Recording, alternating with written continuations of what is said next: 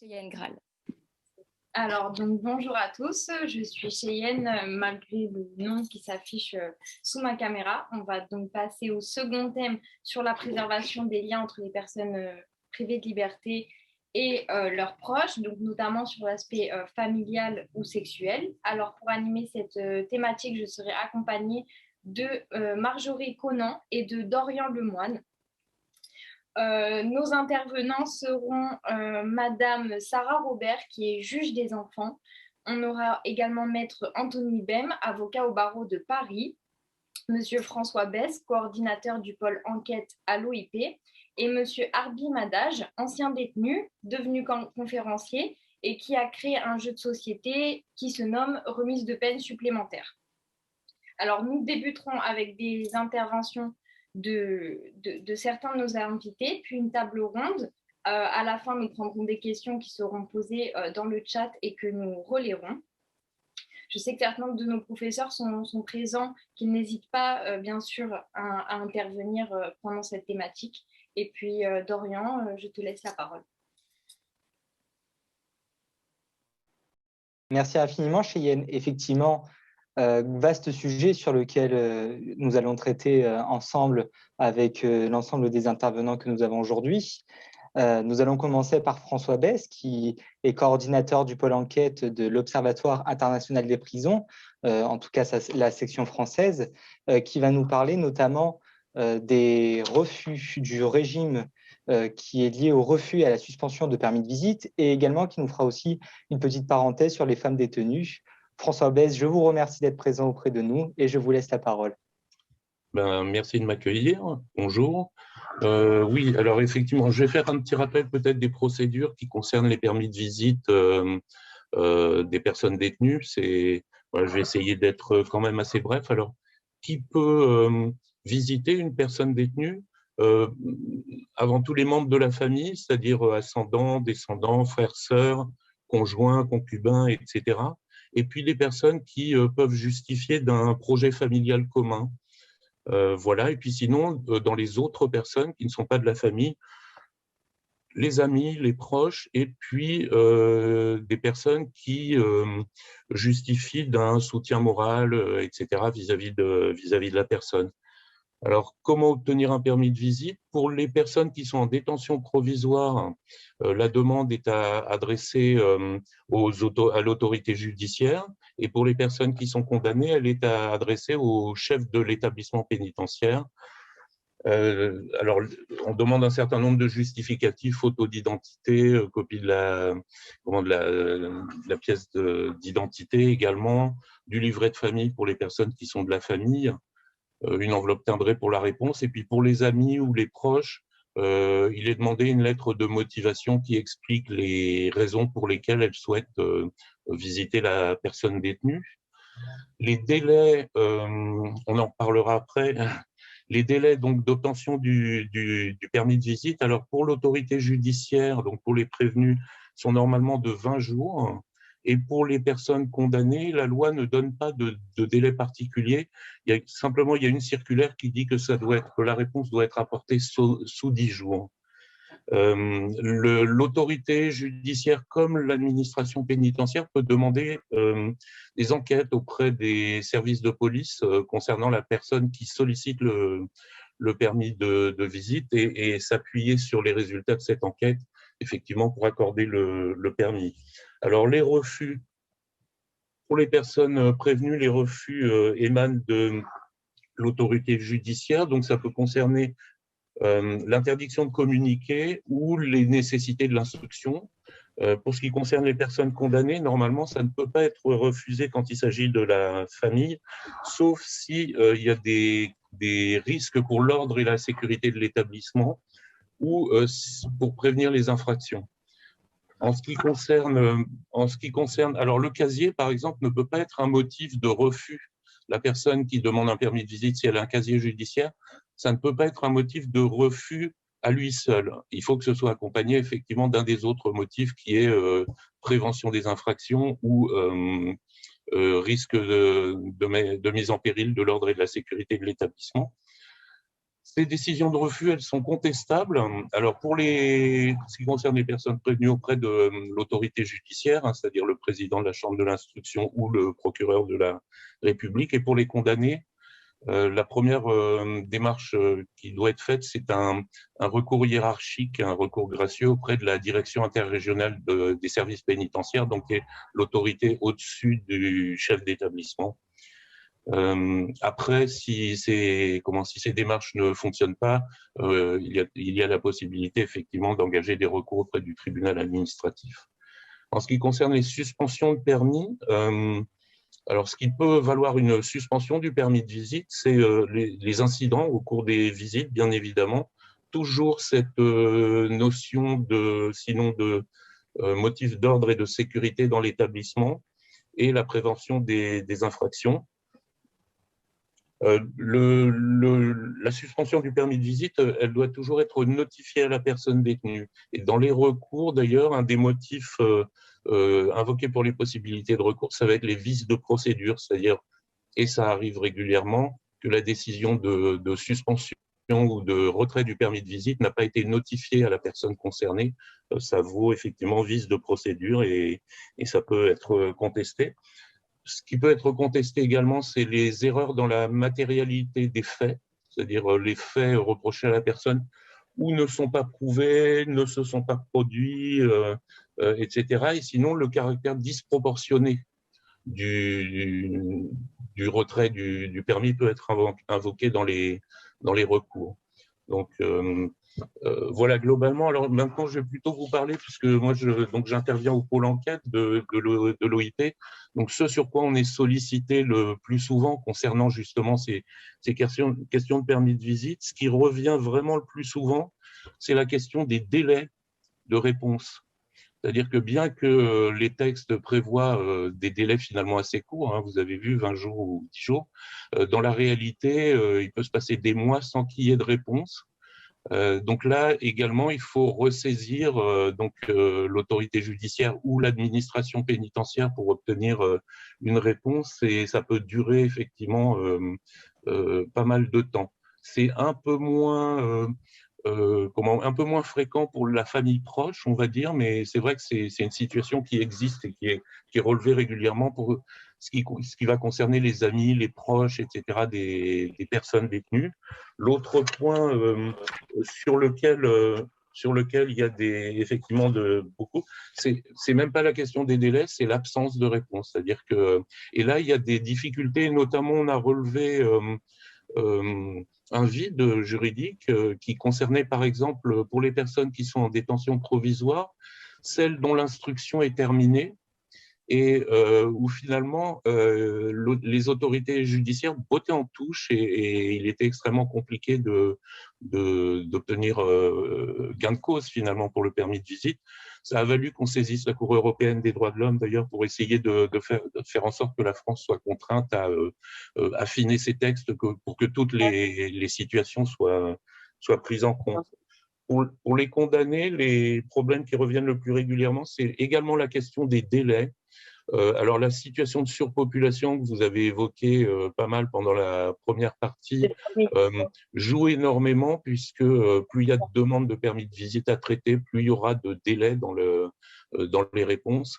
Et c'est vrai que c'est très, très problématique pour les personnes détenues qui, pendant ce temps-là, ne vont pas avoir non seulement de visite de leurs proches, mais vont avoir des difficultés, par exemple, pour obtenir des mandats, pour faire que la famille puisse déposer des choses ou des objets à la personne détenue, puisque les textes demandent que ce soit fait par des personnes titulaires du permis de visite. Donc, isolement total, effectivement, qui peut durer des mois. Voilà. Et puis, l'autre point qui nous revient très régulièrement dans les refus de permis, c'est l'administration. Moi, j'en ai même été, j'ai fait l'objet d'un refus de permis de visite à Fleury-Mérogis. L'administration pénitentiaire a demandé une enquête à la préfecture de police me concernant. L'enquête est revenue défavorable au motif que j'avais participé à des manifestations il y a plus de 20 ans. Il n'y avait pas eu de poursuite ni de condamnation, hein, mais le simple fait que l'enquête ait été déclarée défavorable Fleury-Mérogis n'avait pas eu le détail de ce qui m'était reproché et sur la base du fait que l'enquête était défavorable, m'a refusé le permis de visite. Voilà, pour vous citer un petit peu, donc les motifs peuvent s'avérer fallacieux dans ces enquêtes et là également il faut pouvoir engager des recours pour faire valoir ses droits. Et puis la question du casier judiciaire revient régulièrement. On a eu des cas, par exemple, d'une jeune fille dont le compagnon était incarcéré. Le permis de visite lui a été refusé, puisque dans le cadre de l'enquête, elle avait eu un rappel à la loi quand elle avait 14 ans, parce qu'elle avait fumé un joint au collège. Donc, vous voyez tout un tas de motifs qui peuvent être invoqués, qui sont bien au-delà de ce que prévoient les textes, en fait. Donc, alors, on oriente beaucoup, systématiquement, on va orienter les personnes vers les informer des possibilités de recours et de la manière de les faire valoir. Éventuellement prendre contact avec les avocats qui ne connaissent pas forcément toujours exactement les marches à suivre. Donc là on peut à la fois communiquer de la jurisprudence quand il y en a et servir de conseil, effectivement, pour que l'avocat puisse intervenir pour la personne qui s'est vue privée du permis de visite. Tout ça, c'est un frein, effectivement, en tout cas des gros délais et un frein à l'accès au respect de sa vie familiale et sa vie privée et familiale, et ça nécessite des interventions. La fréquence, c'est vraiment fréquent, ce type de sollicitation qu'on reçoit sur les refus de permis de visite. Voilà pour la question des permis de visite. Je répondrai, si vous avez des questions, n'hésitez pas. Écoutez, moi, je pense que le mieux, ça serait que vous abordiez justement la situation particulière des femmes détenues, sur lesquelles, justement, aussi… alors, je tiens à préciser que Charline Baker devait être présente justement au cours de ce colloque et que vous prenez, et je vous en remercie d'ailleurs, le relais du fait de son absence pour parler au nom de justement l'OIP. Donc, la situation des femmes détenues, je vous en prie, Monsieur Bess. Très bien. On vient de faire un dossier en fin d'année dernière, c'est un dossier de notre revue sur la question des femmes détenues. C'est une question assez importante et finalement, on peut qualifier l'incarcération pour les femmes détenues d'une sorte de double peine, notamment par rapport à l'isolement qu'elles sont contraintes de vivre en détention. Alors, pourquoi l'isolement? Pour plein de motifs différents. Tout d'abord, elles sont peu nombreuses par rapport aux hommes détenus, puisqu'elles représentent à peu près 4% du nombre de personnes détenues, 96% d'hommes, 4% de femmes. Du coup, moins d'établissements et moins de moyens finalement pour les femmes détenues. Il y a un peu plus de 70 établissements sur les 187 qui accueillent des femmes en France, à part quelques rares établissements spécifiques pour femmes. Vous avez le centre pénitentiaire de Rennes, par exemple. Vous avez, alors à Fleury-Mérogis et à Fresnes, des maisons d'arrêt femmes qui sont des établissements, même si c'est dans un site pénitentiaire où il y a aussi maison d'arrêt des hommes et tout, qui sont des établissements séparés. Mais sinon, généralement, ce sont des quartiers femmes qui sont enclavés dans des prisons pour hommes. Avec toutes les difficultés que ça peut créer, puisque la prison a été construite et conçue pour accueillir des hommes, et finalement, on vient juste coller une petite enclave qui va accueillir les femmes détenues. Alors, l'isolement, il est à plusieurs niveaux. Elles sont beaucoup moins nombreuses, donc il y a beaucoup moins de locaux. Donc moins de possibilités d'activités, de travail, etc. Tout est essentiellement consacré pour les hommes. Et puis des difficultés de fonctionnement, je pense notamment à l'accès aux soins, qui est très problématique dans ces établissements où ce sont des quartiers, puisque le service médical est basé dans la partie homme de la prison, ce qui veut dire que généralement, l'accès, à part pour les urgences médicales, l'accès n'est possible pour les femmes détenues qu'en fin de journée, au moment où la prison pour hommes a été vidée. Finalement, les détenus ont été remis en cellule et là, elles vont pouvoir circuler en détention pour aller jusqu'à l'unité sanitaire. Donc voilà, une discrimination supplémentaire, effectivement. L'essentiel des moyens, c'est la question des moyens également, comme elles sont très nombreuses. Il y a beaucoup moins d'intervenants, beaucoup moins d'activités proposées, beaucoup moins d'accès au travail, etc. Sur l'isolement, il y a un autre facteur, et ça on le voit. Alors on organise, nous à l'OIP, ce qu'on appelle des groupes action parloirs, c'est-à-dire que régulièrement on va devant les prisons, au devant des familles et des proches de détenus, pour parler avec eux, pour éventuellement les renseigner sur, enfin donner des informations sur les droits, sur les démarches qui peuvent être faites, et puis surtout pour recueillir les témoignages, parce que pour nous, c'est un outil vis-à-vis de l'opinion publique, en tout cas, de pouvoir relayer ces témoignages de familles et de proches de personnes détenues, ce qui montre que la prison, elle ne touche pas que la personne qui est incarcérée, mais que les familles et les proches sont elles-mêmes quelque part contraintes de vivre en prison, mais à l'extérieur de la prison. Donc c'est assez intéressant. Et là, quand on va devant les maisons d'arrêt pour hommes, on voit du monde qui vient visiter les hommes détenus. Et quand on va devant les maisons d'arrêt ou les quartiers, enfin les maisons d'arrêt qui ont des quartiers femmes, on voit très peu de gens.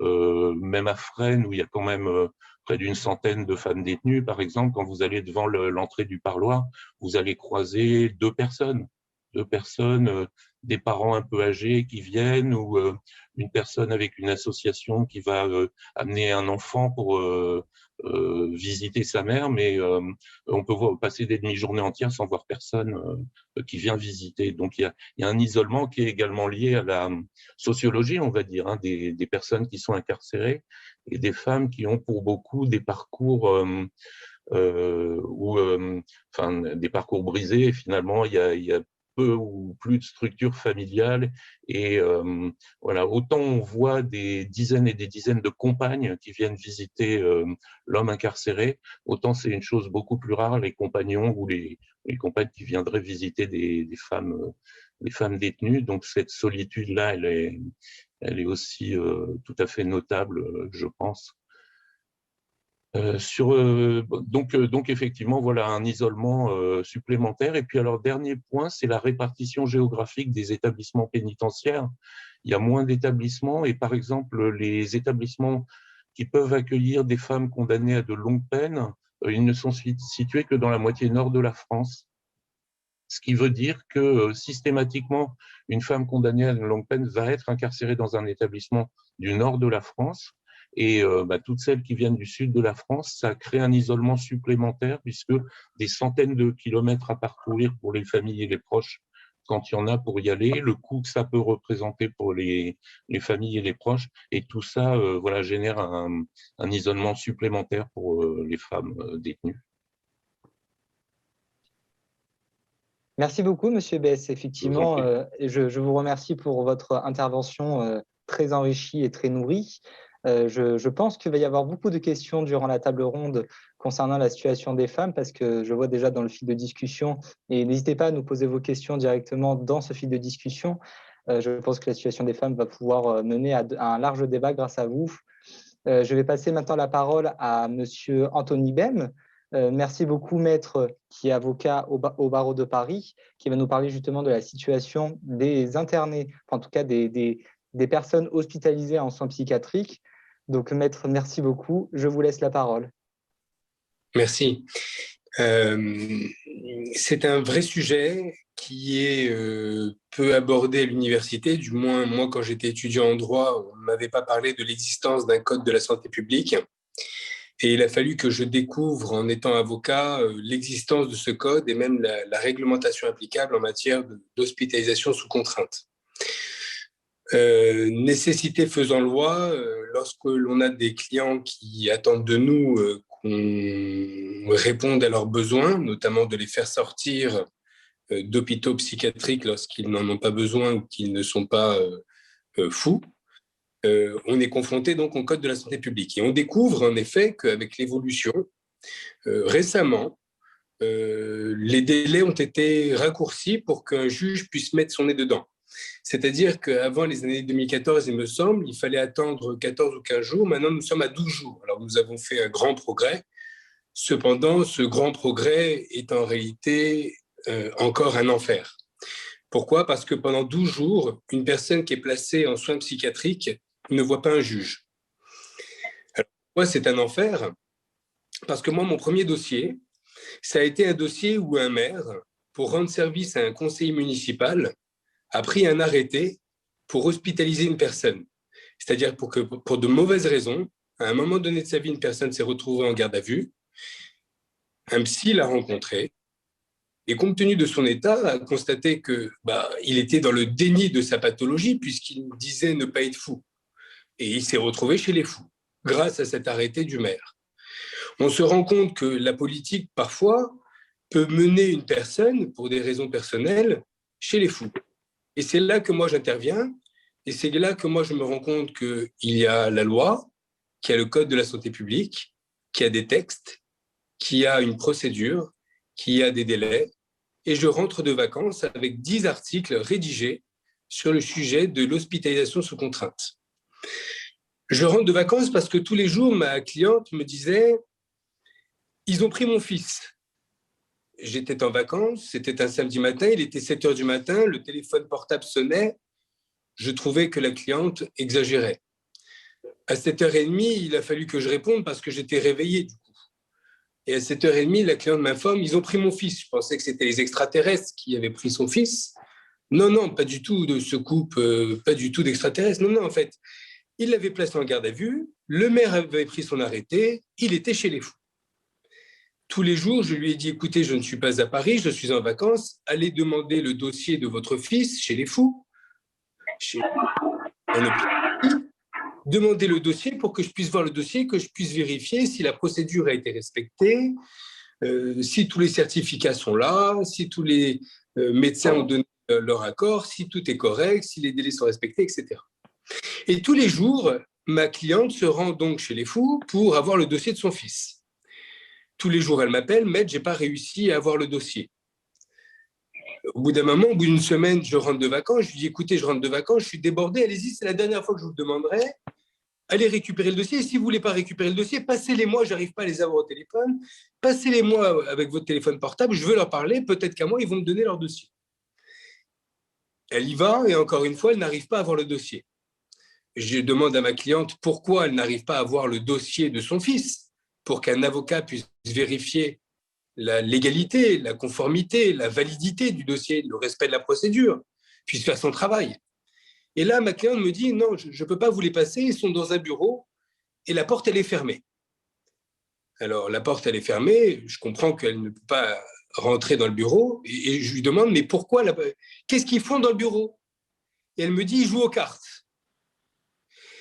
Et là, je comprends en fait que c'est un monde de fous. La loi, tout vole en éclats, en fait. Et je dis à ma cliente, vous leur dites que vous êtes au téléphone avec votre avocat et que si dans 1 heure, vous n'avez pas le dossier, c'est moi qui appelle la police et on verra comment ça se passe. 1 heure après, il était dehors sur le trottoir, dehors. Mais pendant ces 12 jours qu'ont duré son hospitalisation sous contrainte, il a été attaché. Il a été piqué de piqûres, que quand vous demandez le dossier médical, on sait dans le dossier médical qu'il y a eu des injections, mais on ne connaît pas le produit, ce n'est pas indiqué.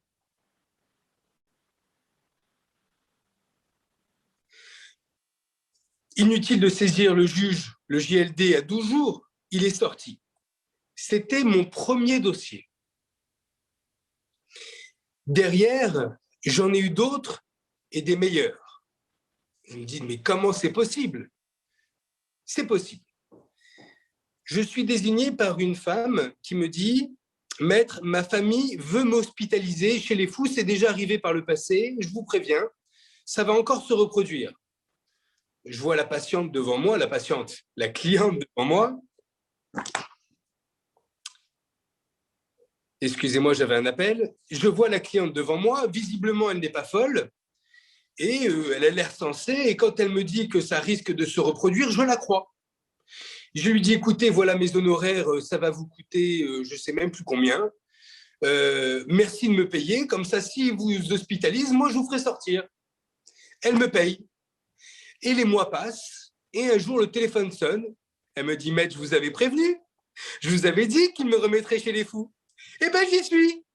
Venez me sauver, venez me libérer. J'y vais. Il me voit arriver, ça se passe à l'hôpital Robert Ballanger à Aulnay-sous-Bois, en banlieue parisienne. Une petite parenthèse, l'hôpital Robert Ballanger à Aulnay-sous-Bois est un hôpital où il y a beaucoup d'immeubles avec différents services. Il y a le service maternité, il y a le service des urgences cardio, il y a les urgences de ci, il y a les urgences de ça, et il y a les urgences, et il y a le bâtiment des fous. J'arrive sur le parking devant le bâtiment des fous pour voir ma cliente. Elle me dit, maître, faites-moi sortir. Je la vois, elle me parle. Ils ont réussi encore une fois à la mettre. C'est une histoire de fou. Je vous passe les détails. Et elle y est, il faut que je la fasse sortir. Quelques jours plus tard, je me déplace à Robert Ballanger à Aulnay-sous-Bois. Et j'ai oublié de vous dire que Pujadas, vous vous souvenez, le présentateur sur la 2, Pujadas, qui faisait à l'époque une émission qui s'appelait Les Infiltrés. Et cette émission, Les Infiltrés, consistait à équiper un journaliste de lunettes, de micros, pour s'infiltrer dans des lieux qu'on n'aurait pas pu enquêter si on n'était pas en espion, en mode espion. Ils avaient fait les maisons de retraite et ils ont fait Robert Ballanger, Aulnay-sous-Bois, l'hôpital, où il y a un bâtiment des fous. Et dans ce bâtiment, on voit sur Internet encore, c'est public, je vous invite à aller voir sur Internet les infiltrés Pujadas sur Robert Ballanger, Aulnay-sous-Bois, comment ça se passe chez les fous. On se rend compte que tout vole en éclats, que de droit, il n'en existe aucun. Quand je me reporte sur le parking de Robert Ballanger où je me suis déjà déplacé, le personnel des fous me voit arriver. Ils me ferment la porte du bâtiment. C'est-à-dire qu'ils descendent, ils me voient arriver marcher pour accéder au bâtiment, la porte du bâtiment est fermée. Je ne peux pas rentrer, c'est-à-dire que moi, en tant qu'avocat pour un détenu en prison, j'ai plus de droits que pour aller visiter quelqu'un qui est enfermé chez les fous. Je parle donc à travers la fenêtre avec ma cliente qui me dit « Maître, aidez-moi, sauvez-moi ». J'ai oublié de vous dire que quelques jours auparavant, j'avais obtenu sa libération. Et oui, le juge m'avait donné raison, il n'y avait aucune de la mettre en détention. Mais l'hôpital a fait appel. Pourquoi l'hôpital Robert Ballanger a fait appel? Parce que la mise en détention d'une personne en soins psychiatriques est facturée à la sécurité sociale 1 000 € la nuit. Plus les options, transport, médicaments. C'est la Sécu qui paye. 12 jours, 12 000.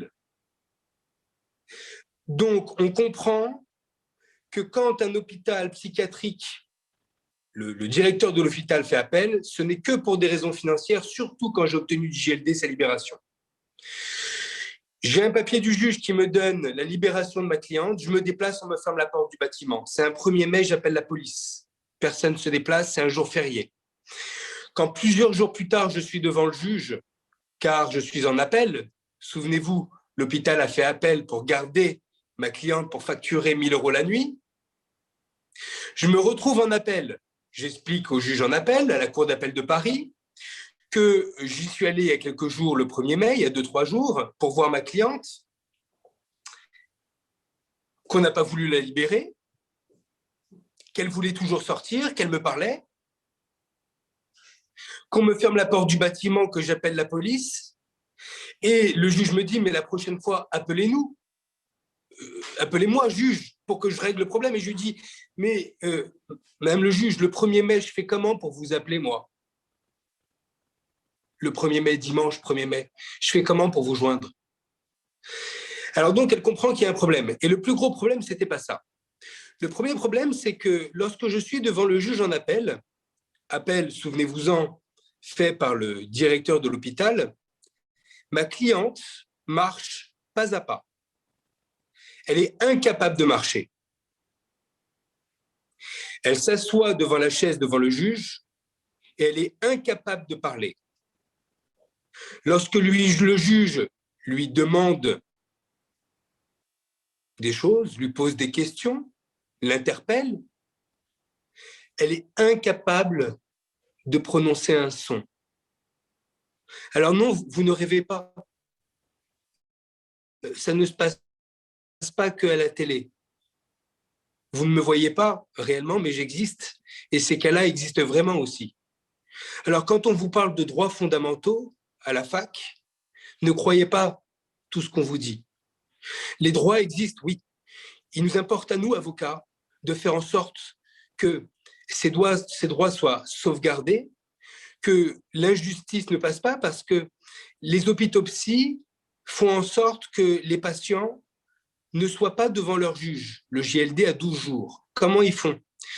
Ils prennent des papiers où ils écrivent que les hospitalisés ne sont pas en mesure de se déplacer. Les juges, dans certains cas, ne voient donc pas les patients hospitalisés, qui sont incapables de faire valoir leur volonté.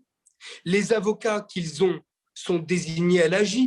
Personne ne va payer un avocat comme moi des honoraires faramineux à 750 TTC de l'heure pour être sorti d'un hôpital psy. Donc, les avocats désignés à l'AJ, un, ils n'y connaissent pas grand-chose. Deux, ils n'ont jamais vu leur client. Alors, on fait comment? On est, vous et moi, devant des injustices qui sont quotidiennes, dont tout le monde ignore l'existence, mais maintenant vous la connaissez.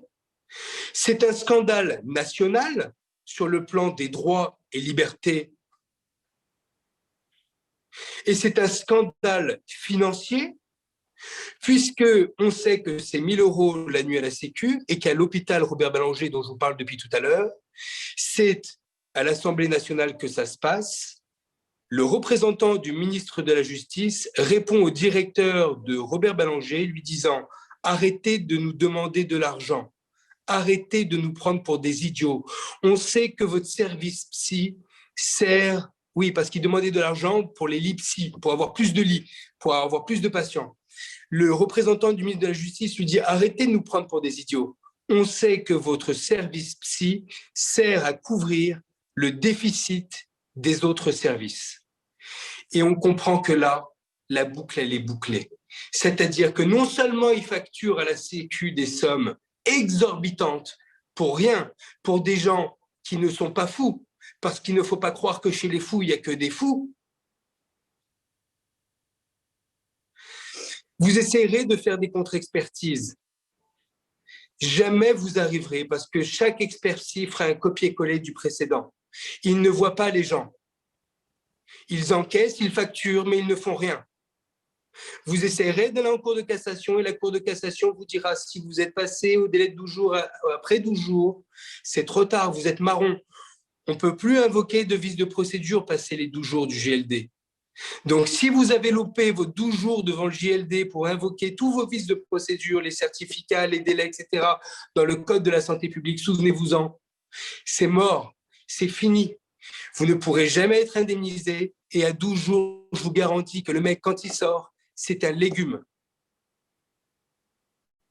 La seule chose qu'il a fait pendant ces 12 jours, c'est de regarder le temps qui passe et d'espérer que ça passe pas trop longtemps. À peu près tout. Merci beaucoup, Maître, en tout cas, pour cette intervention avec beaucoup de force, beaucoup de conviction.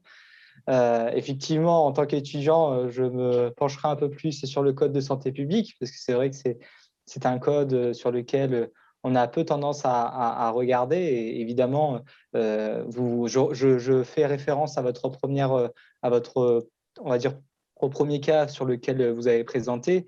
Effectivement, les hospitalisations à la demande d'un tiers peuvent être parfois à contre-courant de ce qu'on peut attendre justement de la part d'un proche. Donc, effectivement, Alors, exactement. Dites-moi, pardon, je vous en prie. Je vous interromps et je rebondis parce que souvent, les hospitalisations en soins psychiatriques procèdent de conflits familiaux. C'est-à-dire que cela vient souvent du conjoint de l'épouse, des parents, des frères ou des sœurs. C'est-à-dire que pour une raison assez kafkaïenne, souvent, on ne comprend pas comment on y arrive, mais ça se passe, on est confronté à du réel. Donc, par exemple, cette femme qui a été hospitalisée, qui est venue me voir, comment elle a été hospitalisée? C'est simple, sa famille a voulu aller voir le frère était vraiment fou. Donc, en fait, la famille se rend en famille voir le frère, et là, la famille, les parents, vont voir les médecins et leur disent, écoutez, non seulement on a notre fils qui est fou, mais on a aussi notre fille. Et du coup, on aimerait aussi que vous gardiez notre fille. Et ils ont gardé la fille. Et vous voyez que c'est des situations qui sont complètement incroyables. C'est-à-dire que si ce n'était pas moi, avocat, qui vous les racontais, qui suis un avocat sensé, qui a un petit peu une réputation, je veux dire, qui suis sérieux, eh ben vous ne me croiriez pas. Et pourtant, c'est des choses qui arrivent, c'est-à-dire que des gens qui ne sont pas fous se retrouvent chez des fous. Et là, comptez sur moi, jusqu'à 12 jours, vous y restez. Si vous avez la chance de ne pas être enfermé derrière une porte avec un œil de bœuf ou pas être attaché parce que vous ne voulez pas prendre vos médicaments parce que vous êtes dans le déni et on vous met des picousses avec des injections, des injections où vous savez, vous saurez jamais ce qu'on vous donne, vous aurez un peu de chance. Mais sinon, pour certains, ça peut se finir très très mal, comme dans des mauvais films. Je renouvelle mes remerciements en rattachant justement le message que Sarah a dit oui, vient de nous écrire dans le fil de discussion en disant merci maître pour cette mise en lumière, et je la rejoins totalement. Je vais maintenant laisser la parole à Arbi Adaj, qui est ex-détenu, créateur du jeu RPS et conférencier, et qui va justement nous apporter son point de vue, mais véritablement de l'intérieur en tant qu'ex-détenu. Merci beaucoup, monsieur Madaj. Merci à vous pour cette invitation. Bonjour à toutes et à tous. Je vais revenir à ce qui a dit Maître Bem au sujet de. Moi, je vais m'arrêter un petit peu sur le sujet des médicaments distribués en prison, pour commencer. Ça existe le même problème en détention. On distribue des médicaments à tout va pour gagner la paix sociale. Et j'ai connu des personnes qui ont même fait des overdoses suite à la consommation des médicaments à tout va. Donc, il y a beaucoup de personnes que je l'ai vu avec mes propres yeux qui se rendent au parloir. Maître, tout à l'heure, si je me souviens bien, a employé le mot légumes. Je vois vraiment des personnes aller rencontrer leur famille dans les parloirs avec une capacité de déplacement, on va dire, vraiment limitée, quoi. Par la suite, je vais parler un petit peu sur mon vécu personnel en prison, car j'ai passé plus de 7 ans et demi en prison. On m'a changé j'ai eu beaucoup de transferts à répétition. Je vous expliquais les raisons tout à l'heure. Pour commencer, je vais vous parler d'une année que j'ai passée à l'isolement. On parle des droits. Moi, j'ai toujours considéré comme quoi on est privé de liberté en détention, mais pas de droits. J'ai passé 1 an à isolement, car quand j'étais incarcéré à la maison d'arrêt de Caen, il y a une surveillante pénitentiaire qui est tombée amoureuse de moi. Donc, il ne s'est rien passé en prison, il n'y a jamais eu de trafic, il n'y a jamais eu d'embrassade, on va dire. C'est jamais allé plus loin. On a juste échangé un numéro de téléphone. Par la suite, c'est la maman de cette personne-là qui a dû parler avec sa hiérarchie pénitentiaire, car elle aussi était chef dans une autre prison à Cherbourg. On m'a transféré à la maison d'arrêt de Lorient, quelques jours après, en détention normale. Je recevais des courriers de sa part, je répondais en même temps. Jusqu'au jour où il a fait un article dans la presse sur le journal de Ouest France, comme quoi il voulait les permis de visite pour venir me rencontrer, comme quoi elle estimait qu'on n'était pas dans le même établissement pénitentiaire. Et c'était juste une histoire amoureuse, il n'y avait rien d'autre, rien de méchant en fait. Ça a irrité beaucoup l'administration pénitentiaire. Donc, une surveillante déclare ouvertement que voilà, elle voulait les permis de visite pour venir me rendre visite. Qu'est-ce qu'on m'a fait? Le jour au lendemain, on vient me chercher, on me balance les cartons, on me dit transfert, sans motif. Transféré à la maison d'arrêt de Brest et placé à isolement d'office. Les motifs de l'isolement, c'est des copies du collet de texte interne de l'administration pénitentiaire. Pour la sécurité de l'établissement et du personnel, alors que je ne connaissais pas ni le personnel ni l'établissement. La maman, elle s'est plainte comme quoi je parlais au téléphone avec sa fille tous les soirs. Donc, la dernière semaine, fouille le matin, fouille de celui de le soir avant de. Ils ne trouvaient pas de téléphone. Et ils ont bien noté noir sur blanc pour le motif de l'isolement. Au début de plusieurs fouilles effectuées en détention normale, on n'a jamais réussi à trouver un téléphone. Donc, d'un côté, on trouve des téléphones, on condamne les personnes. De l'autre côté, on ne trouve pas de téléphone, on place à isolement. Voilà ce qui m'arrivait. Le troisième point, c'était le fait qu'il y a un article dans la presse, il fallait qu'il évite les médias. 3 mois après, pour justifier une mesure d'isolement, 3 mois après, maître, peut-être il va m'aider un peu plus si c'est le contraire. Il faut trouver des éléments nouveaux pour justifier la mesure de l'isolement. Et moi, ce qui s'est passé, on m'a justifié 4 fois la mesure d'isolement avec le même motif. Entre-temps, on m'a transféré 4 mois après de Brest à la maison d'arrêt au centre pénitentiaire du Havre, où j'ai passé encore 8 mois d'isolement, pour me dire à la fin comme quoi ils n'avaient rien à me reprocher. C'est la maman de cette surveillante qui a tout fait. En gros, il s'est passé une sorte de copinage entre les surveillants, l'administration pénitentiaire et la maman et la fille, peut-être après à la fin. J'ai effectué plusieurs recours administratifs, moi, avec mon avocat. Mais ce qui se passe, c'est que l'ADI de Rennes me répondait à chaque recours 2 jours avant le renouvellement de la prochaine mesure de l'isolement. Donc, ils avaient le temps, ils respectaient vraiment les délais pour répondre, mais c'était toujours 2 jours avant des 3 mois.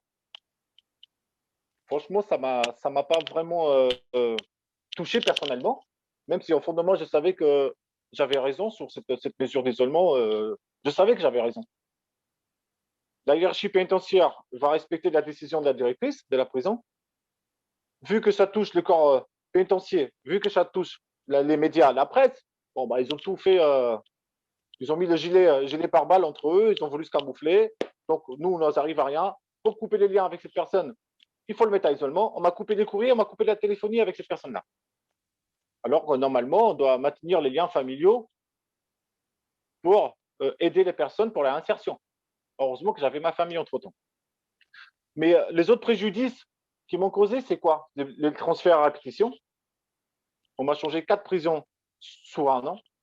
De Caen à Lorient, de Lorient à Brest, de Brest au Havre et de Havre à Rennes. Je pense que même les personnes condamnées pour terrorisme, on ne les déplace pas en un an. On ne change pas 4 établissements pénitentiaires sur un an. Donc, c'était pour m'empêcher de préparer de projets d'insertion. C'est clairement ça, hein, parce que je ne vois pas autre chose. Ça jouait beaucoup sur ma famille, parce que voilà, ma famille se déplaçait, effectuait des centaines de kilomètres, plus de 600 kilomètres aller-retour pour venir me voir au Havre, 1 heure de parloir.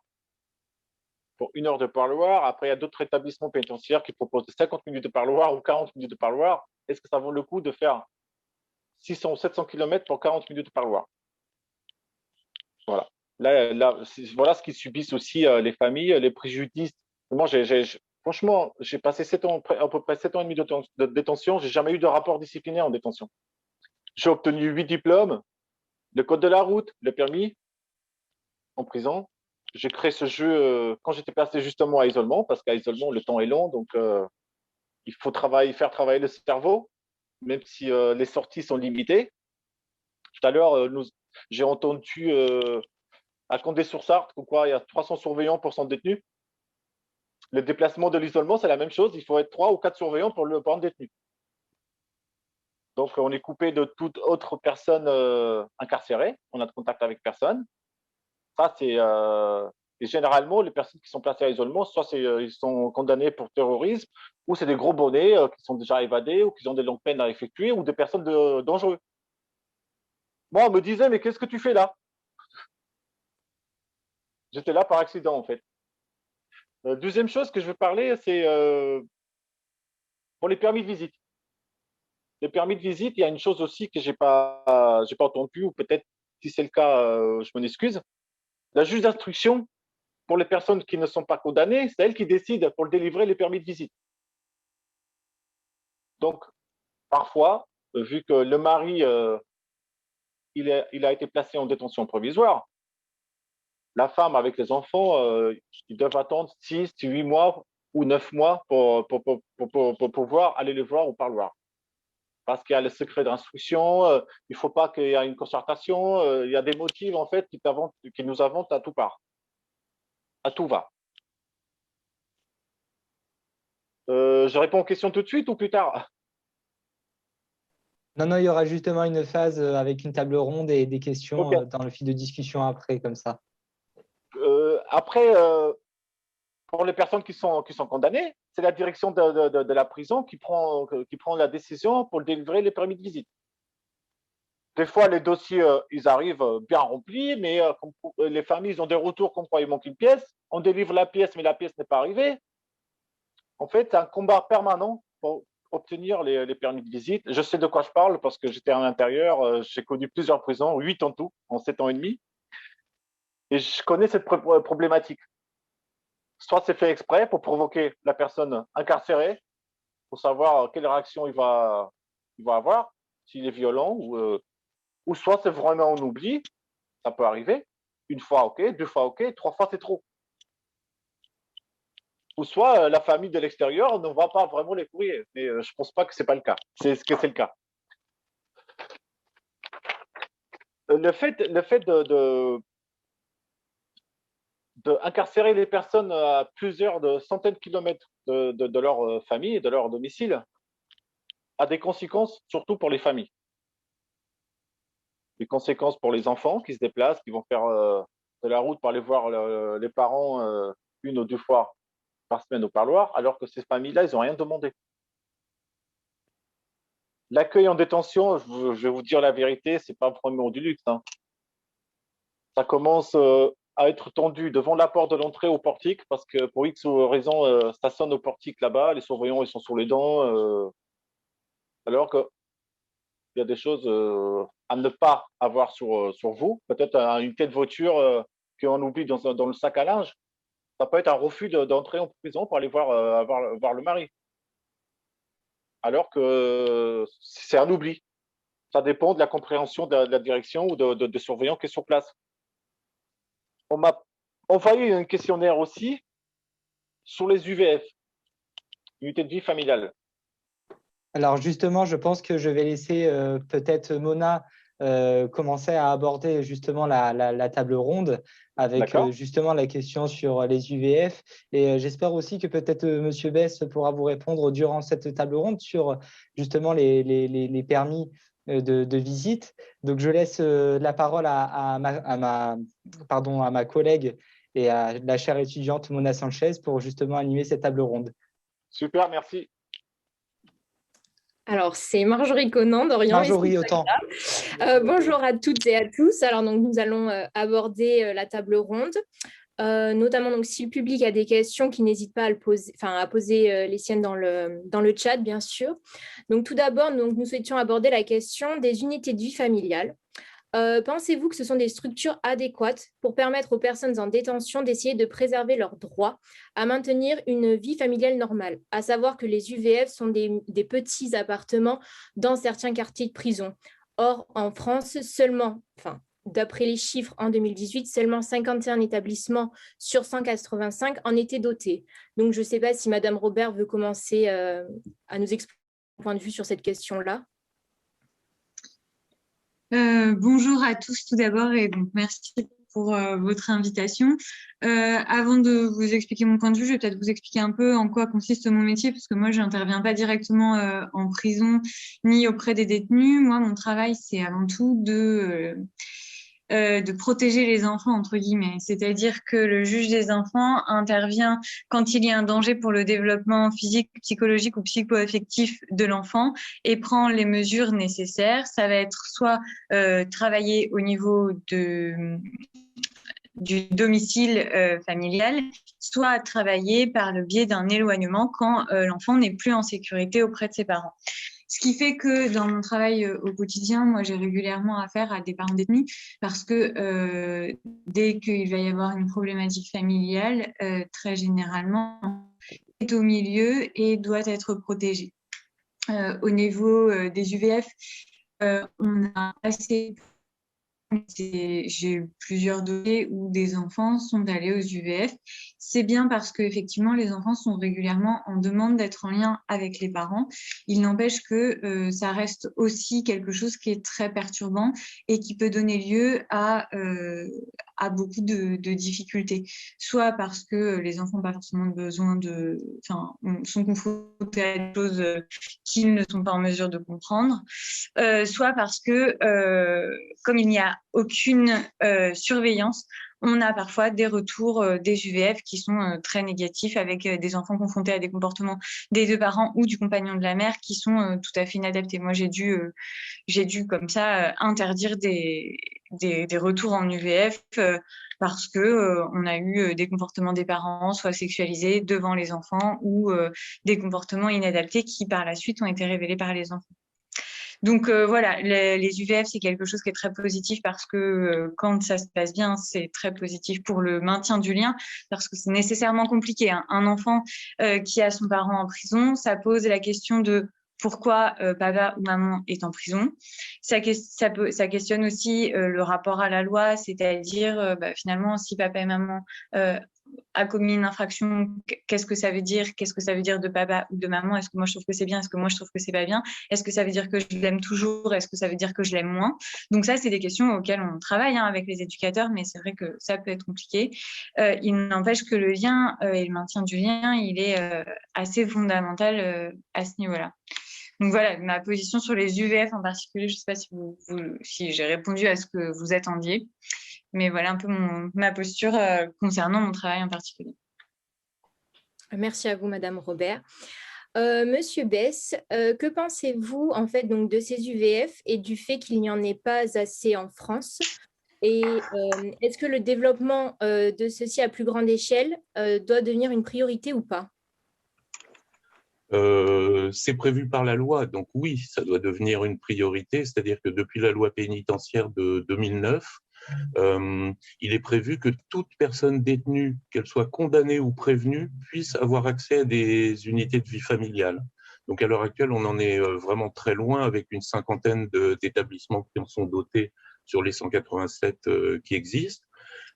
Et puis même dans les établissements où il y a des UVF, l'accès aux UVF il faut pas croire que ça remplace le parloir normal, c'est-à-dire que vous avez en moyenne droit à une UVF tous les mois, voire tous les 3 mois dans les établissements où il y en a, et voilà, non pas quotidien. Alors c'est vrai que nous, au niveau de l'OIP, on demande que parce que ce qui est important à savoir avec les UVF, c'est que c'est un espace d'intimité et c'est le seul espace d'intimité qui existe dans les prisons, en fait. Donc c'est extrêmement important à la fois pour les personnes détenues et pour les familles. D'ailleurs, on peut noter par exemple qu'au Canada, les UVF, elles existent et les personnes détenues peuvent même demander une UVF tout seul. C'est-à-dire que vous avez des détenus qui, voilà, des longues peines, qui, face au fait qu'il n'y a absolument aucun espace d'intimité dans la prison, c'est-à-dire les cellules, vous êtes contrôlé en permanence par l'œilleton, etc., demande à souffler en bénéficiant de 24 ou 48 heures d'UVF tout seul. Donc, c'est vraiment extrêmement important, cette histoire de l'intimité. Voilà, donc le manque de généralisation, il est vraiment très problématique et puis il est hors la loi quelque part, puisque la loi le prévoit depuis plus de 10 ans maintenant. Donc, il est nécessaire que ça se mette en place. Ça a eu énormément de difficultés à être mis en place. C'est un projet qui date de Robert Badinter, hein, donc voilà, qui n'est pas tout jeune. Il y avait eu une UVF créée dans un établissement du Sud-Ouest, Mozac, donc dans les années 80. Et puis, il n'a servi finalement que de vestiaire pour les surveillants. Ça n'a jamais ouvert. Le projet ne s'est pas mis en place parce que les changements de gouvernement, donc décisions politiques, et du coup, le projet avait été rangé au fond des tiroirs. On s'est procuré un rapport, l'OIP, au courant des années 2000, qu'on a médiatisé en fait, et ça a valu une déclaration d'Elisabeth Guigou à l'époque, qui était garde des Sceaux, et qui a lancé très rapidement la création de 3 UVF à la prison pour femmes de Rennes, à Saint-Martin-de-Ré, la centrale, et puis à Poissy en région parisienne. Et c'est comme ça que ça a commencé. Mais ça, ces 3 premières UVF, c'est 2003. On est en 2021 et on a quoi? On a même pas un tiers des établissements pénitentiaires à l'heure actuelle qui en sont pourvus. Donc on est encore loin du respect des choses. Après, je voudrais signaler un aspect très positif quand même sur la question des UVF. D'abord, c'est contrôlé, hein. Il y a des commissions pluridisciplinaires qui se réunissent pour accorder les UVF, qui permettent d'aborder des problèmes comme Madame Robert, enfin comme ceux que Madame Robert citait, en amont. Donc tout le monde n'y a pas accès. Et puis, ce qui est vraiment important, c'est le retour. Au début, les surveillants ont fait des tracts quand ils ont appris qu'il y avait la création d'UVF. Ils ont fait des tracts pour dire on ne veut pas devenir des tenanciers de maisons closes. C'était ça, hein, la première chose. Donc, un rejet total. Et quand on interviewe les surveillants maintenant, c'est les premiers à saluer la création des UVF parce qu'ils disent que ça a été un véritable facteur de calme dans les établissements pénitentiaires parce que, bien évidemment, dans les liens des personnes détenues avec leurs proches, etc., ben, cet espace d'intimité, il apaise les personnes et finalement, il permet aussi de redémarrer sur des projets, des choses comme ça, et puis de maintenir véritablement ce lien. On a des témoignages réguliers. Je me souviens de la maman d'un détenu qui est, enfin, dont le fils est incarcéré depuis 12 ans maintenant. Pardon, à sa première UVF, elle est revenue et elle nous a dit on s'est fait à manger ensemble, on a fait la vaisselle ensemble et on parlait de tout et de rien. Et c'était la première fois en 12 ans qu'on se retrouvait véritablement dans une relation totalement banale, mais qui ressemblait à la vraie relation entre une mère et son fils. Donc, voilà, c'est pour vous citer un petit peu l'importance du maintien des liens à partir du moment où il y a cette possible intimité partagée. Merci beaucoup, Monsieur Bess. Monsieur Madage, avez-vous déjà vécu, enfin, avez-vous la possibilité d'avoir accès à ces UVF-là? Malheureusement, non. J'ai pas bénéficié des UVF car les petites maisons d'arrêt, ils n'avaient pas ce dispositif-là, ces structures-là mises en place. La maison d'arrêt de Caen, c'était pas le cas. Lorient, c'était pas le cas. Angers, c'était pas le cas. Brest, c'était pas le cas. Par contre, quand je suis arrivé à Rennes, je pouvais bénéficier déjà de permissions de sortie. Donc, les UVF, je précise à Rennes, c'était un UVF tous les 3 mois. 6 heures la première fois, 24 heures la deuxième fois, 48 heures par la suite, 72 heures max, si je ne me trompe pas. Donc, je n'ai pas pu bénéficier, mais j'étais accompagné au centre de détention des personnes qui n'étaient pas permissionnables, qui avaient des grosses peines à effectuer, que leur famille leur rendait visite aux UVF souvent. Très bien, merci Monsieur Madage. Et Monsieur Bem, est-ce qu'il existe une équivalence de ces UVF au sein des hôpitaux psychiatriques ou est-ce que les personnes internées peuvent bénéficier d'un endroit privatif afin qu'ils puissent, pour préserver leur intimité? Je ne vois plus Monsieur Bem, je crois qu'il est sorti. Ah, il est parti. Il a dû partir, oui, il a eu... je guette, jamais il revient. Bon, ce n'est pas grave. Est-ce que quelqu'un souhaite... je vais y répondre. Je vais y répondre. Merci. Alors, c'est dommage qu'il soit parti parce que j'avais quelque chose à lui demander, mais c'est pas grave. On voit cet après-midi à quel point la situation et les conditions de vie des personnes qui sont privées de liberté sont difficiles. Alors, je vais peut-être choquer en vous disant ce que je vais vous dire, mais je pense que les plus mal lotis encore sont les personnes qui sont placées dans des hôpitaux psychiatriques.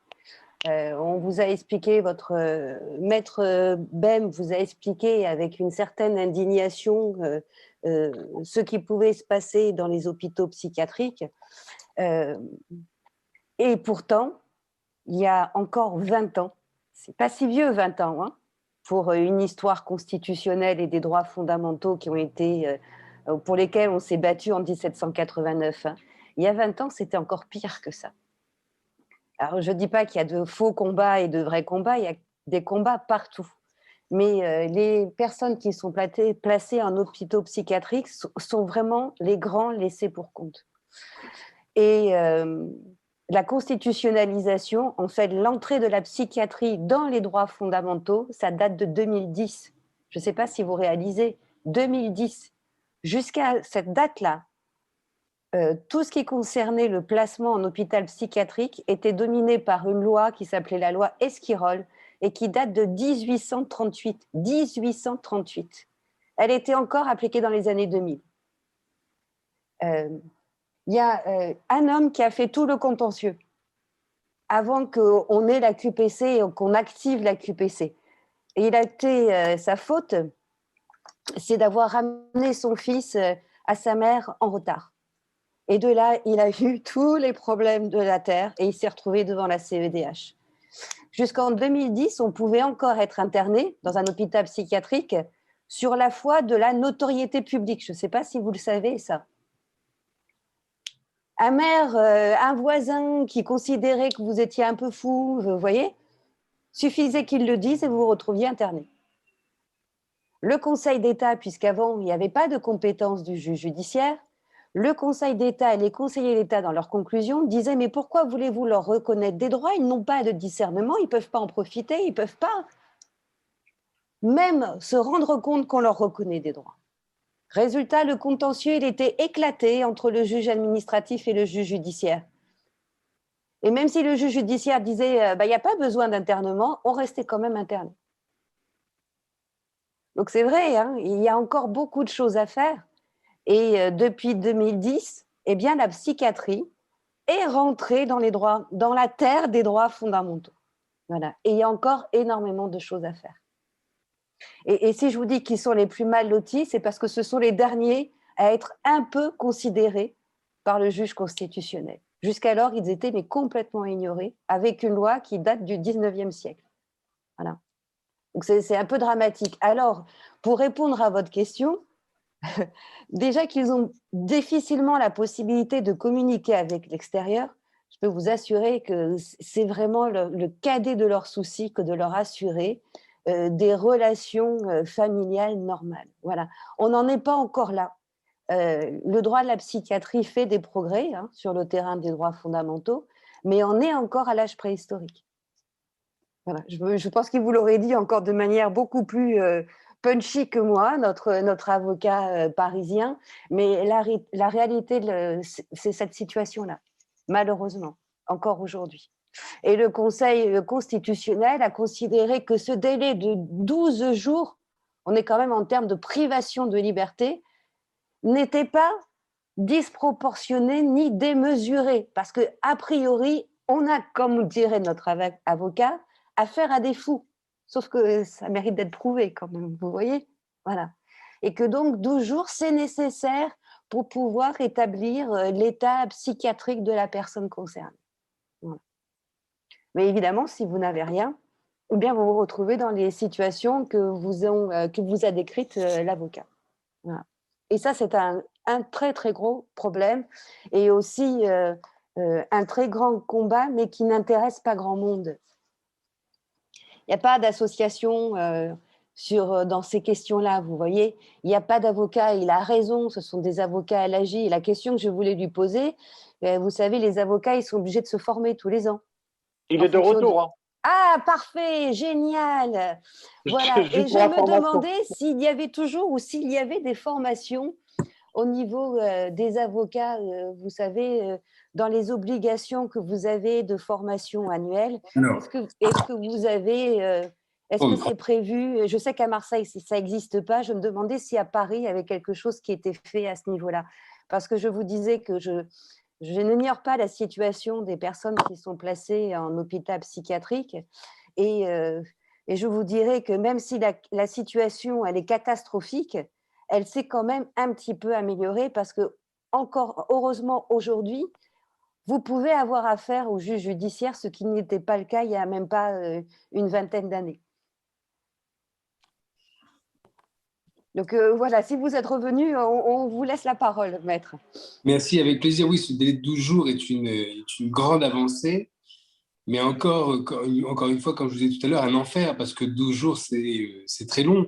12 jours pour qu'un juge puisse vérifier la validité de la procédure. C'est-à-dire que sur le plan légal, il peut y avoir des dossiers où les certificats ne sont pas conformes, où la procédure n'est pas respectée, et autant il faudra attendre 12 jours, et on ne peut pas avant, parce que c'est la loi, pour qu'un JLD sans la présence du patient parfois, puisqu'on nous interdit qu'il sorte de temps en temps, puisse rendre sa décision. Et donc, on comprend le rôle très difficile du JLD, qui ne voit pas la personne et qui, au bout de 12 jours, doit vérifier si tout est valable. Et si tout est valable, ça peut être prorogé. Si c'est pas valable, bah, c'est annulé. Mais je dirais, une fois que le mal est fait, le mal il est fait, et on peut plus rien faire. Donc, même si on a un JLD à 12 jours, pour moi, pour vous, c'est une bonne chose. Pour moi aussi, c'est une bonne chose. Mais ça reste encore quelque chose d'inconcevable pour nous juristes qu'on ne puisse pas en urgence saisir parce que le JLD travaille très bien quand on demande des dossiers du jour au lendemain. Bref, font un travail fabuleux. Les JLD essayent aussi, mais malheureusement, ils sont dans l'incapacité de pouvoir gérer tous les dossiers et avec des avocats, malheureusement, encore une fois, qui ne font pas l'affaire. Oui, et malheureusement, ce délai de 12 jours a été validé par le Conseil constitutionnel. Sur la formation, le gros souci, c'est ça. Sur la formation d'avocat, il n'y a pas de formation vraiment obligatoire. Pourquoi il n'y a pas de formation obligatoire? Parce que oui, ok, elle existe, on sait qu'elle existe, on peut en parler, tout le monde en fait, mais en fait, elle n'est pas obligatoire parce qu'il n'y a pas de sanction. Donc, à partir du moment où, pour moi, il n'y a pas de sanction, il n'y a aucune obligation en droit. Donc, la preuve, c'est que moi, je n'ai jamais fait aucune formation durant mes, je ne sais pas combien j'ai d'années de barreau, 15 ou 16 ans maintenant de barreau. Du coup, j'ai jamais fait 1 heure de formation et j'en suis même dispensé car je fais des articles juridiques. Et un jour, j'ai eu la surprise de recevoir de l'ordre des avocats. On vous félicite pour vos articles et comme vous en faites plein, et ben, du coup, on vous dit de formation. Donc, vous voyez que la formation obligatoire, finalement, la meilleure qui soit, c'est celle qu'on peut se faire soi-même au quotidien, en travaillant d'arrache-pied, en comptant pas les heures, les jours, les week-ends et les vacances. Et voilà, c'est tout. Merci beaucoup, Maître Bem. Donc, nous souhaitons aborder la question de la sexualité des détenus et des personnes internées. Donc, en premier lieu, donc, elle se divise en deux sous-questions. Comment appréhender la sexualité d'un détenu et d'un hospitalisé en soins psychiatriques, notamment lorsque les relations intimes sont prohibées, mais qu'elles sont néanmoins présentes dans les faits. Notamment, est-ce qu'on pourrait avoir le point de vue de M. Madage, si, d'un point de vue global, bien sûr, général. Hein. Vous voulez que je vous dise quoi? Si c'est toléré, si c'est pratiqué ou bah, tout le monde le sait que. Non, mais comment ça se passe au niveau, par exemple, avec les surveillants pénitentiaires? Est-ce qu'ils le savent? Mais gardent le silence? Enfin, voilà, comment ça se passe dans la vraie vie, on va dire? Déjà, officiellement, les pratiques sexuelles en détention en prison sont interdites. À la preuve du contraire, j'ai jamais lu un texte écrit par l'administration pénitentiaire pour interdire ces relations-là, mais c'est interdit. Au parloir, ça existe, parce que ça dépend avec quelle équipe on tombe au parloir, pour vous dire la vérité. Si c'est des gens gentils et humains, ils s'arrêtent devant la porte ou ils font même pas la ronde, on va dire. Mais après, ça dépend des prisons, parce que dans certaines prisons, les parloirs, c'est une salle collective, c'est une salle de classe où on peut se retrouver avec 11 ou 12 familles ensemble. Donc là, c'est impossible. Bon, concernant, j'ai pu profiter de ces moments-là, de baisse de garde des surveillants peut-être, ou de la gentillesse d'autres. Mais le seul moyen pour avoir des rapports sexuels en prison, c'est les UVF. Donc, oui, je suis tout à fait d'accord avec ce qui a été dit tout à l'heure. Les UVF, il faut les généraliser. Il ne faut pas perdre du temps par rapport à ça, parce que voilà, c'est le seul moment intime qu'on peut avoir en détention. Merci beaucoup. Je vous en prie. Est-ce que un autre intervenant souhaite réagir par rapport à cette question-là sur la sexualité d'un Oui, volontiers, volontiers, parce que c'est une question sur laquelle on est très très régulièrement saisi, hein, à la fois de témoignages, mais également dans des demandes d'aide. Je vous citerai par exemple, je parlais d'intimité, d'absence d'intimité tout à l'heure en cellule. On est intervenu quand même plusieurs fois il y a quelques années pour faire annuler des sanctions disciplinaires qu'avaient eu des détenus pour avoir été vus en train de se masturber dans la cellule.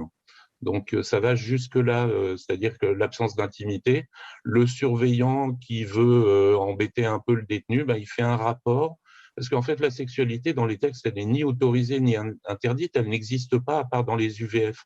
Et simplement, on est passible d'offenser la pudeur quand on a des pratiques sexuelles. C'est ce qui est arrivé à ces quelques détenus dans leur cellule tout seuls, mais ça arrive régulièrement au parloir. Et d'ailleurs, c'est un moyen de pression dans les parloirs qui sont généralement, à part les salles communes, sinon ce sont des box de 2-3 mètres carrés avec une porte vitrée de chaque côté. Les surveillants passent et surveillent. Et effectivement, là, c'est un vrai domaine de l'arbitraire, c'est-à-dire que le surveillant qui vous a à la bonne ou qui veut pas vous embêter plus que ça, ben, il détourne la tête, il regarde pas, etc. D'abord parce que pour la plupart, c'est absolument pas agréable d'assister à des scènes d'intimité et de sexualité, ça c'est une chose. Mais s'il veut vous embêter, il peut tout à fait vous coller un rapport et derrière, il y aura le parloir qui est annulé, il y aura une suspension de permis de visite parce qu'il y a eu une conduite inappropriée pendant le parloir, et du coup, ça peut aller très loin. Donc, c'est un moyen de pression totalement arbitraire sur les personnes détenues. Et en ça, c'est assez scandaleux. C'est-à-dire, on nous dit que le problème de la sexualité, il est plus ou moins réglé avec la question des UVF, mais quand on voit effectivement le peu d'accès aux UVF qu'il peut y avoir, ça concerne vraiment l'ensemble des personnes détenues. Et après, il y a les questions de sexualité à l'intérieur de la prison, c'est-à-dire entre personnes détenues, où là, c'est une question extrêmement difficile également, puisque on est quand même dans les établissements pour hommes, dans un monde qui est un monde masculin, etc. Et la question de l'homosexualité, elle est difficile à aborder, à vivre. Et du coup, tout se fait à la sauvette. Donc, on a à la fois la sexualité entre personnes extérieures et personnes intérieures détenues et entre personnes détenues, une question qui n'est absolument pas résolue et finalement un droit fondamental quelque part dont les personnes sont privées. Et ce droit fondamental, il n'a rien à voir avec l'interdiction la privation de la possibilité d'aller et venir en prison. Ça pose aussi des questions sanitaires, puisque toutes les questions de l'organisation de la prévention des maladies sexuellement transmissibles, vu que les relations sexuelles sont essentiellement se déroulent à la sauvette, la prévention ne peut pas s'organiser, et donc avec tous les risques potentiels que ça comporte. Merci. Si je peux me permettre de rebondir sur ce point-là. Alors, encore une fois, moi, j'interviens peut-être aussi dans un autre cadre et donc je vois un autre aspect, mais pour revenir sur les relations sexuelles à la sauvette, le problème c'est que comme c'est pas encadré, comme c'est pas vérifié, il y a aussi des soucis parce que lors des parloirs, ça peut se faire en famille et de la même manière que j'ai pu l'évoquer au niveau des UVF, il y a eu des relations sexuelles devant les enfants au niveau des parloirs qui n'ont pas été donc qui n'ont pas été vues ou qui n'ont pas été prévenues, ce qui a exposé donc les enfants à des choses qui ne sont pas du tout adaptées. Et il y a eu une affaire aussi qui est sortie dans la presse d'ailleurs et pour lequel il y a eu il y a eu un procès aux assises où il y a eu des viols d'enfants dans les parloirs. Et là, on est face à une réelle difficulté. Le fait d'avoir des relations sexuelles pour un détenu, j'entends parfaitement. Le problème, c'est qu'aujourd'hui, face à cette, on va dire, soit c'est une pratique, mais qui n'est pas vraiment encadrée, soit c'est refusé, soit c'est toléré, mais pas encadré, on s'expose à ce genre de difficultés et ça a un impact, évidemment, particulièrement délétère sur les enfants. Merci beaucoup, madame. Dernière petite question sur les liens familiaux et leurs restrictions. Est-ce que, par exemple, le droit de maintenir un lien familial peut être soumis à certaines restrictions, notamment avec vous, Madame Robert? Est-ce que vous pouvez réserver les droits d'un parent qui est quand même en prison et qui voit déjà peu ses enfants? Est-ce que vous pouvez lui réserver ses droits? Alors oui. En tant que juge des enfants, dès lors qu'il y a un placement, moi j'interviens directement. C'est au juge aux affaires familiales de statuer sur les droits des parents. Dès qu'il y a placement, soit chez une personne tiers digne de confiance, soit dans un établissement, soit chez l'autre parent, moi j'interviens et j'ai la possibilité de réserver les droits.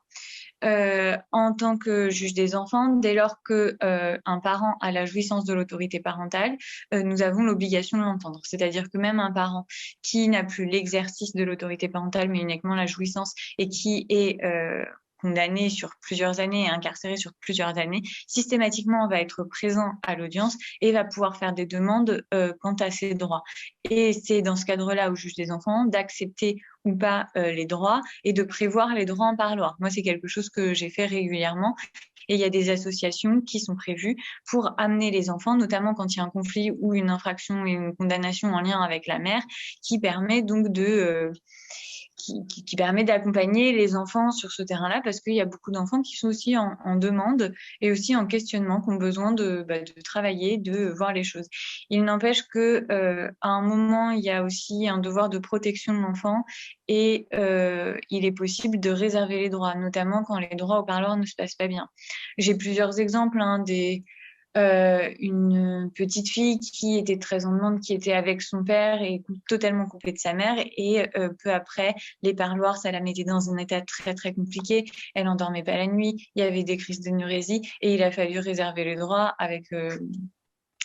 sur demande du service, le père qui en demande de voir sa fille, mais qui comprend aussi que sa fille, elle est beaucoup trop perturbée et elle commence à dénoncer des choses.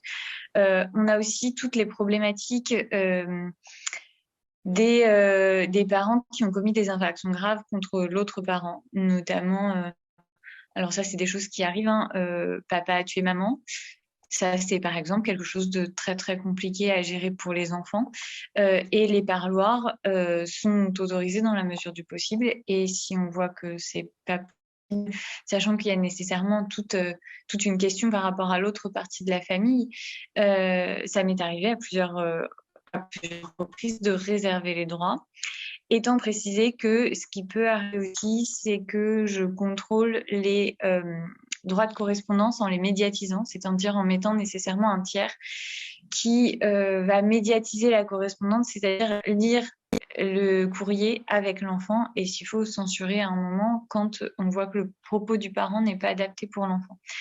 Et donc, il y a tout un travail qui s'amorce à ce niveau-là. Et donc, c'est vrai qu'au niveau de la protection de l'enfance, on a plusieurs outils qui nous permettent soit de maintenir, soit de réduire les droits des parents, sachant que nous, on intervient vraiment, encore une fois, non pas par le prisme du droit du parent, mais de la protection de l'enfance et du droit de l'enfant. Il n'empêche que, et moi, c'est ma pratique et c'est la pratique de tous les juges des enfants, on a aussi à cœur de respecter l'intégralité des droits des parents et de faire au mieux dans ce sens-là. Il n'empêche qu'il y a un moment où la protection de l'enfance, ça reste quand même la priorité et le sens de notre travail. Merci beaucoup, Madame Robert. Est-ce qu'un autre intervenant souhaite ajouter quelque chose concernant donc ce droit au maintien des liens familiaux et ses restrictions? Et ensuite, donc de manière assez succincte, s'il vous plaît, parce qu'on est un peu pris par le temps. Et ensuite, je passerai donc la parole à Dorian qui va clôturer cette seconde thématique. S'il n'y a pas de questions, enfin, s'il n'y a pas d'autres intervenants qui souhaitent rajouter quelque chose, je te laisse la parole, Dorian. Merci beaucoup, Marjorie. Alors, je vais prendre quelques questions qui ont été posées sur le fil de discussion et je vais reprendre la dernière de Robin Lachaud. Alors, j'ai une question à propos de la question de la sexualité. Un encadrement peut-il réellement aider à régler ce problème visant aussi bien les relations entre les personnes extérieures et les détenus que les relations entre détenus? Alors, je vais y répondre directement parce que, comme le disait, et je vais m'appuyer sur les propos de M. Madage, évidemment, il y a une interdiction et c'est textuellement écrit grâce à, notamment au sein du Code de procédure pénale, à l'article R57-7-2, qui prévoit que constitue une faute disciplinaire du 2e degré le fait pour une personne détenue, et là c'est le 4e qui va nous intéresser, d'imposer à la vue d'autrui des actes obscènes ou susceptibles d'offenser la pudeur.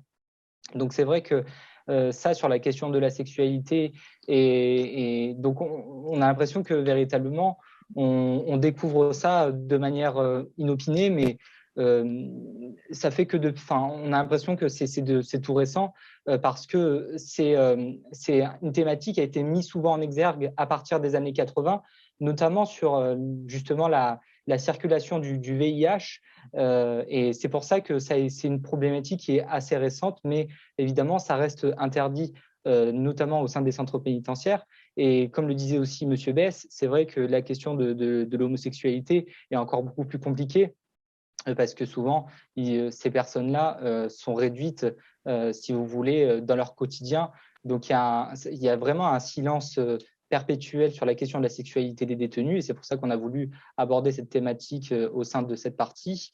Et évidemment que oui, il y a encore beaucoup de travail, et je pense que même textuellement parlant, sur ce fameux article du Code de procédure pénale qui a été prévu par un décret, il y a encore beaucoup de choses à revoir, parce que même sur les termes qui sont, comment dirais-je, précisés, eh bien, ça manque justement de finesse. Je vais aussi poser la question directement, alors que je la retrouve, excusez-moi messieurs, dames, par rapport à la situation des femmes. Alors, voilà, l'isolement des femmes est aussi lié à la distance géographique avec les familles. Alors ça, c'est la question. Est-ce que l'isolement des femmes est aussi lié à la distance géographique avec les familles, vu que peu de centres de détention possèdent des quartiers des quartiers de femmes? Ça, je vais peut-être poser la question à Monsieur Besse. Est-ce que, oui, effectivement, est-ce que l'isolation des femmes, elle est aussi liée à la distance géographique?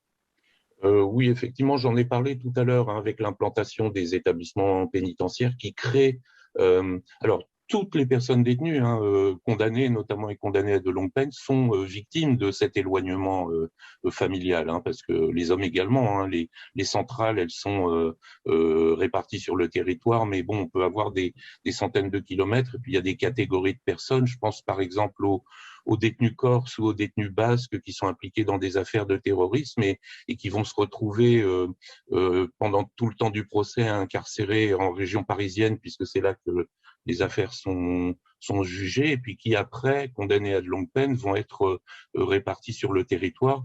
Il y a une étude qui a été faite par une association de familles basques et qui montrait qu'il y avait eu plus d'une centaine d'accidents de voiture, avec notamment des décès, parce que ce qui se passe pour les parloirs, c'est que il y a une voiture qui part, qui fait le tour du pays pour ramasser des familles, et puis ils partent pendant la nuit le vendredi pour aller en région parisienne, déposer les personnes et puis les récupérer le dimanche soir pour repartir, et puis elles font les parloirs. Alors ça avance un petit peu avec les revendications des Corses et des Basques sur le rapprochement familial, mais ça avance très très doucement. Je voulais ajouter un point sur la question des femmes détenues qui est assez important. La loi pénitentiaire a prévu la possibilité de mixité dans les prisons, notamment dans les centres pénitentiaires qui ont des quartiers hommes et des quartiers femmes. Alors, ça a commencé très timidement avec quelques activités, l'enseignement par exemple, ou quand il y a un concert ou une pièce de théâtre, des choses comme ça, mais ça commence à évoluer un petit peu. Il y a une expérience très intéressante à Nantes en ce moment. Je vous parlais des difficultés d'accès à l'unité sanitaire pour les soins, et à Nantes, ils sont en train de mettre en place un projet où même pendant la journée, ça se fait d'ailleurs à Brest aussi depuis pas mal de temps, finalement la femme détenue qui doit aller en consultation, elle est accompagnée d'une surveillante et elle traverse la détention homme, elle croise des surveillants hommes, ils croisent des détenus hommes, etc. Et il n'y a jamais eu de problème jusqu'à présent dans ce type de choses. Donc on commence timidement à mettre en place ça, ce qui serait aussi une solution finalement intéressante, puisqu'il y a plus d'activités proposées chez les hommes, plus de travail proposé chez les hommes, et du coup, pourquoi effectivement de la mixité ne serait-elle pas mise en place? Tous les endroits où ça se fait, ils sont encore rares, mais ont montré qu'il n'y avait aucun problème, et de toute façon, bien évidemment, la femme détenue qui ne souhaite pas croiser des hommes pour des histoires personnelles, pour tout un tas de choses, ou les hommes qui peuvent poser problème, c'est quand même surveillé, quoi. Donc, il n'y a absolument pas de danger, et les effets, là, ils sont très positifs dans les quelques établissements pénitentiaires où c'est mis en place. Merci beaucoup, Monsieur Besse, pour cette réponse. Alors, je tiens à remercier tous les intervenants de la deuxième partie. Personnellement, je tiens juste à indiquer quelques mots pour dire que j'ai un profond attachement pour justement tous ces moments d'échange, et véritablement, je tiens à de nouveau remercier tous nos intervenants qui ont pu faire des interventions, qui nous ont aussi répondu très concrètement, de manière très pragmatique. Et c'est vrai qu'avec le contexte sanitaire actuel, croyez-moi que ce moment d'échange, ça fait très plaisir pour tous les étudiants. Donc, je remercie M. Bess, je remercie aussi M. Madage, Maître Bem, merci beaucoup, et puis Mme Robert pour tout cet ensemble que vous avez pu constituer avec nous. Je vais maintenant passer et permettre justement à mes camarades de la troisième partie qui est liée à la condition sanitaire, aux conditions sanitaires dans les établissements pénitentiaires et les centres de rétention administrative pendant la crise de la maladie Covid-19 à se prononcer. Mes chers camarades, je vous laisse la parole.